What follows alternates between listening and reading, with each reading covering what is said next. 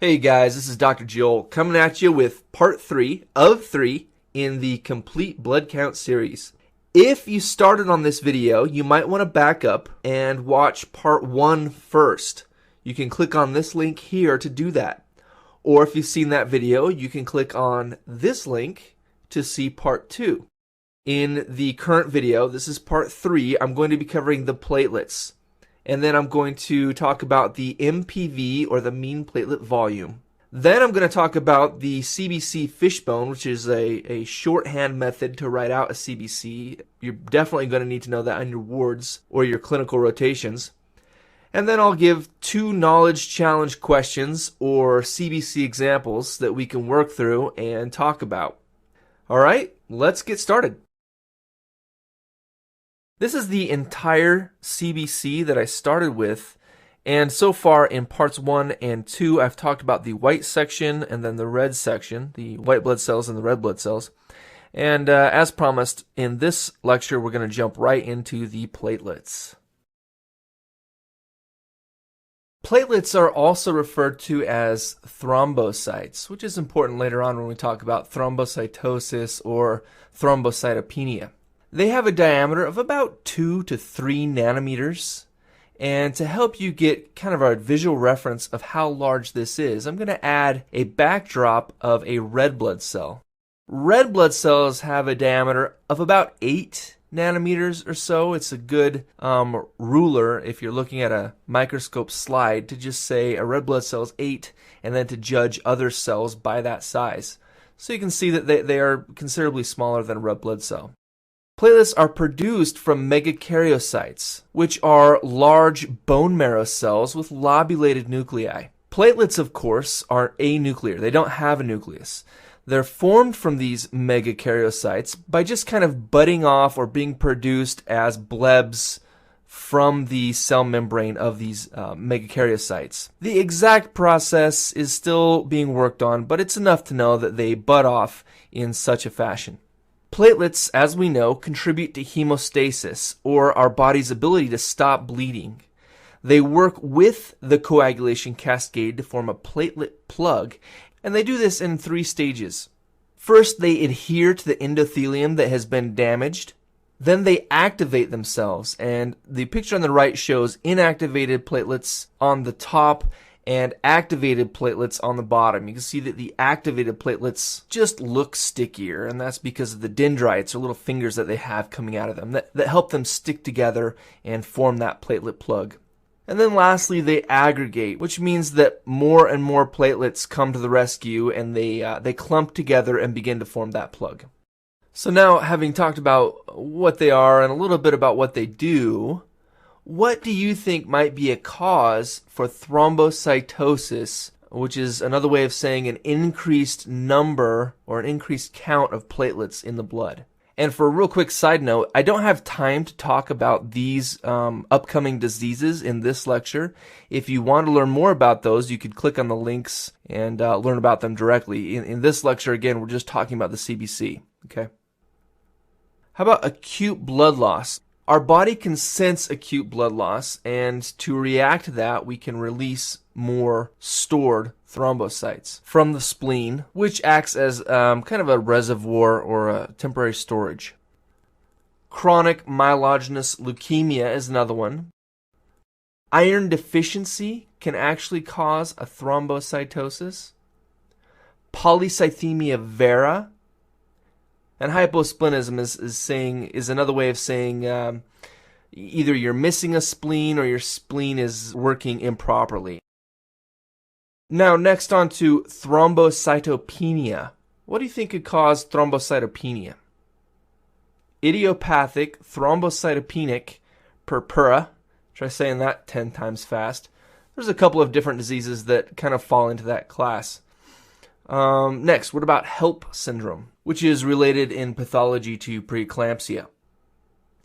Hemolytic uremic syndrome, and also disseminated intravascular coagulation, or DIC.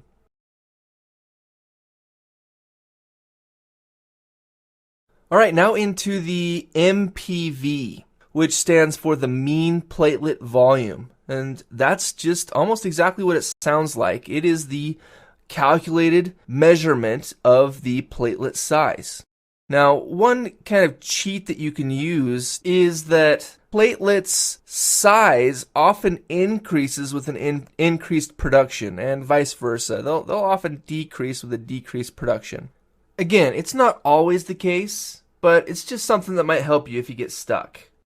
We use the MPV to help us figure out or to diagnose different causes of changes to the platelet production. It helps us get a good differential in our diagnosis. So, first off, what could cause an increase in MPV? How about immune thrombocytopenic purpura? Or some of the myeloproliferative diseases? Bernard-Soulier syndrome and preeclampsia. As for the decrease in the MPV, you might see that with aplastic anemia or some drugs that are toxic to the bone marrow cells, so cytotoxic drugs, and also in some certain viral infections, you could see that. And now that I've forced you to listen to all that, for a moment of honesty, pure honesty with you, I really don't look at the MPV very much. It's just not something that you look at in general practice. If you get into hematology, you might start looking at it, but for general practice, it's not really used that often. At least that's been my experience. And now let's talk about a little bit of shorthand. This is actually really common, and I would say that it's pretty much standardized when you write out the shorthand for a CBC. This is how it's going to look. You're going to have the hemoglobin and the hematocrit in the center with the white blood cell count on the left and the platelets on the right. And, I use this. All my residents, all my attendings use it. Everyone that I've met uses this fishbone for the CBC. It's not the only fishbone, however. There are other fishbones or shorthands. So, for example, here's a couple of other ones. On the bottom left, you can see the basic metabolic profile shorthand. And this is also standard. I have never met anybody who doesn't use this shorthand. In the top middle, this is for the calcium, mag, and phosphate. I have seen this written in different ways, and so it's not as standardized. And the same goes with the coagulation studies in the upper right, the PT, PTT, and INR studies. They write those a little bit differently depending on where you're from. And then in the bottom right is the ABG shorthand, and that is pretty standard. I haven't seen anyone write that differently. Okay, if you want to learn more about those other studies there, you can click on those links and go check those out as well, all right? But pretty high yield if you're going into a clinic to at least know the left two shorthands for the CBC and the BMP, or the basic metabolic profile. All right, guys, congratulations. You've made it to the first knowledge challenge in the CBC series of videos. And if you've gotten this far after watching all 3 CBC videos, wow, good for you. I would have started watching monster truck videos a long time ago. So you go. So let's see, what do we have here? Well, let's say that someone brings this to you and conversationally they want to know what you're thinking. So this is the fishbone, this is the shorthand for the CBC.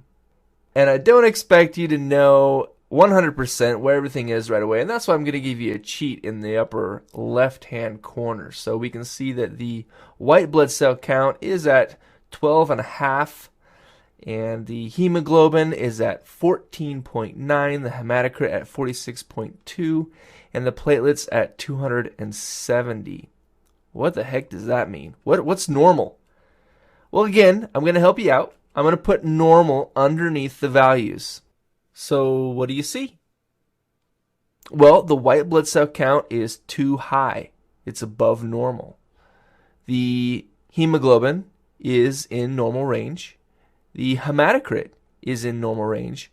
And the platelets are in normal range. So right away, you know something's wrong with the white blood cells. They're too high. Usually this means there is an infection.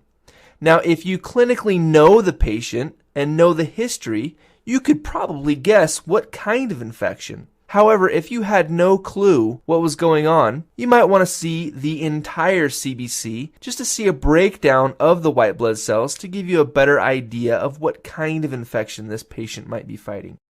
So here it is. Here's that same CBC except printed out completely. Again, white blood cells are too high. What else is too high? Well, the neutrophils. The neutrophils are too high. If you remember back from the first lecture, we talked about neutrophils being high for things like an acute infection. What kind of infection, you ask? Well, is it going to be a parasitic infection? Is it going to be a viral infection? How about bacterial? You're probably going to see a high neutrophil count in an acute bacterial infection. For a parasitic infection, you'd probably expect the eosinophils to increase, and for a viral infection, lymphocytes, maybe some monocytes, those would increase. And then the basophils might increase with an allergic reaction of some kind. Next up, knowledge challenge number 2. See if you can figure this one out without using the cheats. Cheat number 1 and cheat number 2. Okay, so what do we got? Well, we know that the white blood cells are in normal range, so it's probably not an infection of any kind. However, the hemoglobin and the hematocrit are too low. So this is an anemic patient. The platelets are also a little bit high. It's normal range, but they're a little bit high. So that's something to think about. What do you think is going on? Well, again, if you knew the patient's history, if you knew a little bit about the patient, you might be able to make a guess as to what kind of anemia you're looking at. However, if you have no idea, you're going to want the entire lab slip. So here it is. Here's the entire lab slip. Go right to the red blood cell section or the red section. And I'll be honest with you, the workup of anemia based on lab values is a lecture in and of itself because there are several different causes of anemia and it's kind of tricky to work through when you're first learning. A little bit of practice and you'll be an old pro at it. Let me give you a couple of pointers here.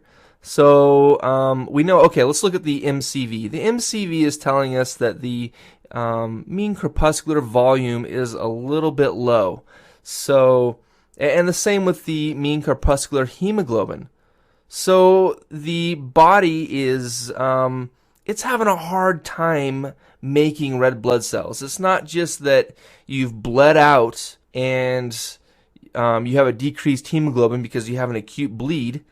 In fact, at the source, in the bone marrow, your body is having a hard time making hemoglobin. All right, and so that gives you a little bit of a clue. This is in fact an example of iron deficiency anemia. And I could only really know that if I did further iron studies. But if I didn't do the other iron studies, what else could it be? This is a microcytic anemia. Well, it could be one of the thalassemias, or maybe an anemia of chronic inflammation, or a sideroblastic anemia. Again, working up anemia is a little bit more complex than just getting a CBC, but I think you get the idea, okay? This is an anemic patient, and the problem is in production, not blood loss, okay?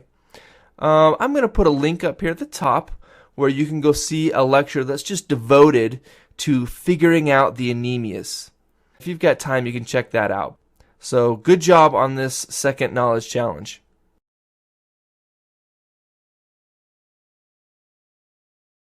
Hey, thanks for sticking around, guys. I hope you liked this lecture. If you did, please give me a like. The likes keep me motivated. I need to feel the energy to keep on going. Like I said, I got a day job. I'm a resident, so I mean, this is my extra time here. Subscribe. I'm putting out new videos as fast as I can. And lastly, give me a comment. Let me know what you think.